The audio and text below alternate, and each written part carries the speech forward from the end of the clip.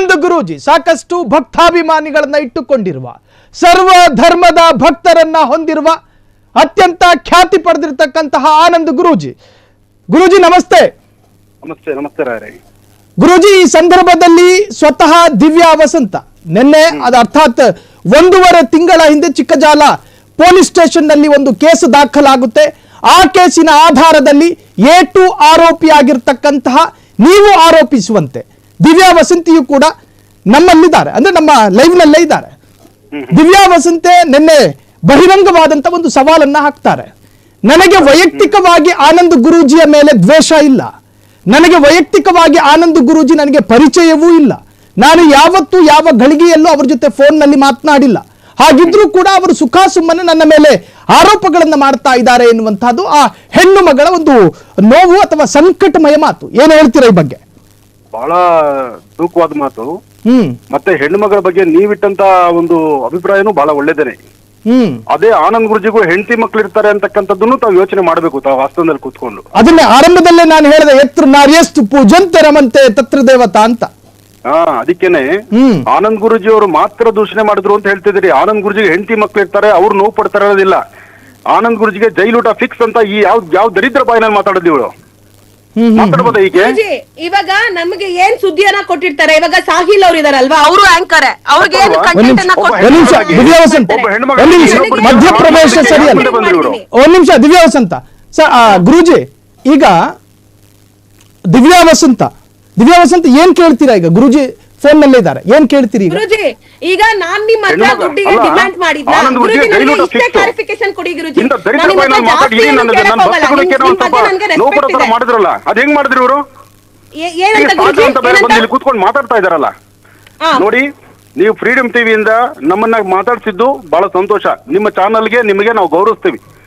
ಹಾಗೇನೆ ಒಬ್ಬ ಹೆಣ್ಣು ಮಗಳು ಯಾವ ರೀತಿ ಮಾತಾಡ್ಬೇಕು ಅನ್ನೋದನ್ನ ಯೋಚನೆ ಮಾಡ್ಬೇಕು. ಒಬ್ಬ ಧರ್ಮದ ಗುರುನ ಏನ್ ಸತ್ಯಾಸತ್ಯತೆ ಇದೆ ಅಂತ ಹೇಳಿ ಈ ತರ ನನ್ನ ಬಗ್ಗೆ ಮಾತಾಡ್ಬೇಕು.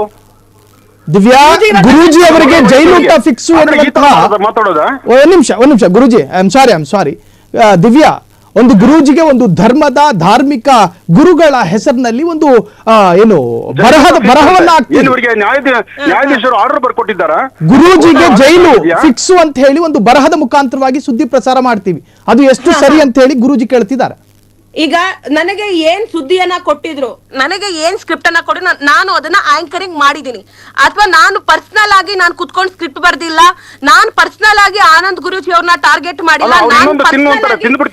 ಆನಂದ್ ಗುರೂಜಿ ಮೇಲೆ ಯಾವುದೇ ಆದ ವೈಯಕ್ತಿಕ ದ್ವೇಷನೂ ಇಲ್ಲ. ನಾನು ಆನಂದ್ ಗುರೂಜಿ ಅವ್ರನ್ನ ನೋಡಿಲ್ಲ. ಅದು ಮುಖ್ಯ ಅಲ್ಲ. ನೀನೊಂದು ಹೆಣ್ಣಾಗಿ ಇಡೀ ರಾಜ್ಯದಲ್ಲಿ ಇವತ್ತಿನ ಹೆಣ್ಮಕ್ಳು ಆನಂದ್ ಗುರೂಜಿ ಮೇಲೆ ಇಟ್ಟಿರುವಂತ ಗೌರವದ ಬಗ್ಗೆ ನೀನ್ ಮಾತಾಡೋ ಮಾತು ಸರಿನಾ? ನೀನು ಗುರೂಜಿ ನನಗೇನ್ ಸ್ಕ್ರಿಪ್ಟ್ ಕೊಟ್ಟು ಅದನ್ನ ಮಾತಾಡಿದೀನಿ ಗುರೂಜಿ. ನನಗ್ ಪರ್ಸನಲ್ ಆಗಿ ನಿಮ್ ಬಗ್ಗೆ ನನಗೆ ಯಾವ ದ್ವೇಷನೂ ಇಲ್ಲ.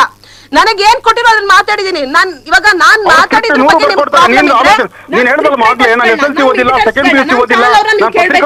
ಓದ್ಕೊಂಡ್ಬಂದಿದ್ದೀನಿ ಅಂತ ಹೇಳ್ದಲ್ಲ ಧರ್ಮದ ಗುರುನ ಅವ್ರು ಏನ್ ಬರ್ಕೊಡ್ತಾರೋ ಅದು ನೀನ್ ಓದ್ಬಿಡೋದೇನಾ? ಗುರುಜಿ, ಆರಂಭದಲ್ಲಿ ಆಕೆ ಜೊತೆ ನಾನು ಈ ಪ್ರಶ್ನೆಯನ್ನ ಮಾಡಿದಾಗ ಆಕೆ ಬೆಳೆದು ಬಂದ ರೀತಿಯನ್ನ ವಿವರಿಸ್ತಾ ಇದ್ಲು. ನನಗೆ ನಿಜಕ್ಕೂ ಕೂಡ ಇಲ್ಲಿ ಯಾವ ಮುಚ್ಚುಮರೆ ಇಲ್ಲ. ನಾನು ಭಾವುಕನ. ನೀವು ನನಗೆ ಕೊಟ್ಟ ಅವಕಾಶ ನಾನು ತುಂಬಾ ಸಂತೋಷವಾಗಿ ನಾನು ಸ್ವಾಗತಿಸಿದ್ದೀನಿ. ನಿಮ್ಮ ಮುಂದೆ ಏನಿದ್ರು ಈ ಕೋರ್ಟ್ ಹಿರಿಯ ವಕೀಲರಿದ್ದಾರೆ, ಅದ್ರ ಬಗ್ಗೆ ಡಿಸ್ಕಷನ್ ನಡೀತಾ ಇದೆ. ನಾನು ಮುಂದೆ ಅವ್ರ ಹತ್ರ ಮಾತಾಡ್ತೀನಿ.